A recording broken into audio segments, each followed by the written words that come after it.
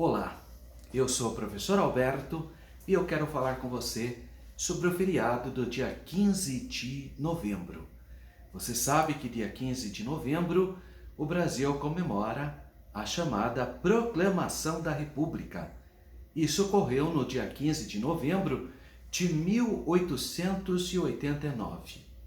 Mas por que o povo brasileiro parece que não liga muito para essa data, diferentemente de outra data cívica, como 7 de setembro, as pessoas comemoram, que é o dia da independência. O que acontece? Que no dia 15 as pessoas não comemoram e normalmente trata-se de apenas mais um feriado. O motivo é que foi uma ruptura, foi um golpe militar que aconteceu no país que rompeu com o sistema da monarquia. Foi um golpe militar, a República no Brasil.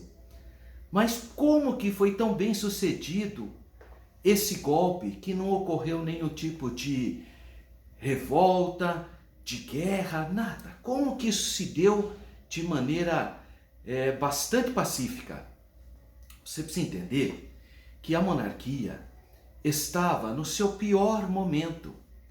A monarquia tinha graves crises internas. O sistema monárquico estava associado à escravidão, a um sistema condenado pelo mundo inteiro já. Na América, todos os países da América eram repúblicas, só o Brasil. Então o Brasil estava sendo uma verdadeira exceção frente aos demais países. E também tinha já acontecido em São Paulo, que já era o estado mais rico a província mais rica do Império, o movimento republicano, na cidade de Itu. Ali foi feito o Manifesto Republicano e ele estava crescendo no país. Além disso, tinha ocorrido a Guerra do Paraguai. E o Brasil, os militares brasileiros vitoriosos, ao retornarem, queriam maior participação política. Mas acontece que o exército estava proibido de manifestação política. Eles não podiam dar opinião política. E além do mais, como eles saíram vitoriosos da Guerra do Paraguai, eles queriam mais direitos, mais recursos. Então havia uma crise com o exército. Havia uma crise em relação à maçonaria. O imperador era considerado o grão-mestre maçom. E essa maçonaria é chamada crise da maçonaria por quê? Porque a Igreja Católica não aceita a maçonaria. E o imperador era o grão-mestre da maçonaria. E a maçonaria tinha elementos lutando para a secularização do Estado. E a Igreja Católica era a religião oficial do Estado. E a Igreja Católica teve conflito com o imperador, também tirando o apoio que se dava ao imperador, porque sabia que o imperador era simpático à maçonaria.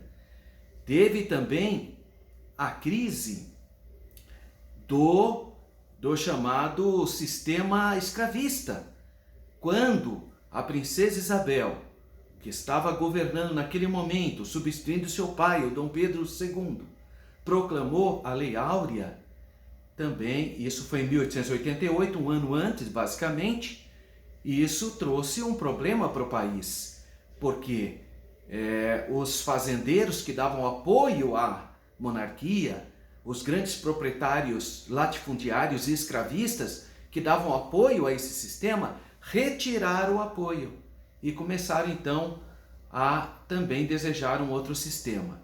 Então a monarquia caiu, historicamente a gente fala que caiu como uma fruta madura. Ela não ia conseguir subsistir. E se você analisar o processo histórico, ministros que eram do Dom Pedro II, que eram do sistema monárquico, a partir do dia 15 de novembro, com a proclamação da República, tornaram-se ministro da nova República, tendo como chefe, como presidente, o Marechal Deodoro da Fonseca, que foi o que deu o golpe, embora ele mesmo era monarquista. Então foi um sistema, a monarquia passou, caiu de Maduro, mas foi bom para o Brasil, não foi ruim. Por quê? Foi uma maneira de você também deixar um sistema escravista, um sistema centralizado, autoritário, para trás. Porque com a República trouxe a ideia da federação, da descentralização do poder, a liberdade partidária, a chamada oxigenação na política, havendo então várias pessoas podendo governar o país. Também se libertou, teoricamente, da pecha de um país escravista e outros elementos mais. E para nós cristãos, o que tem a ver isso?